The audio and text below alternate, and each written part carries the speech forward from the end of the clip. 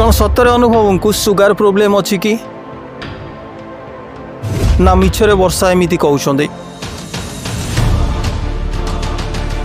शुणा मिले काले अनुभव आ वर्षांकर विवाह विच्छेदर मूल कारण है सुगार।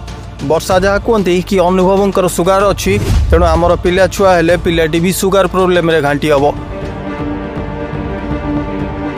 जहाँ तथ्य कहे कि सुगार थी पिला छुआ कले यह पिलापाई कौन असुविधा ना आदि वर्षांकर कथा सत ताले जागृति कौन जानी नथिले कथा ना जानिकी बाहर अनुभव को या माने जागृति भी भविष्य में कही पारती एपरी कथा।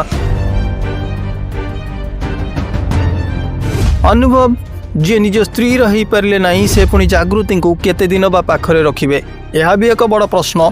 बड़ घर बड़ गुमर कथा आज्ञा कहले कूल कुटुंब को लाज न कहले कूल भासी जाउची।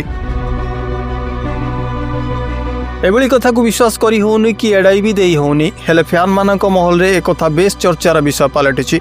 जदि एक कथा सत ताले आगु के एक भिन्न मोड़ नेबाकु जाउछि।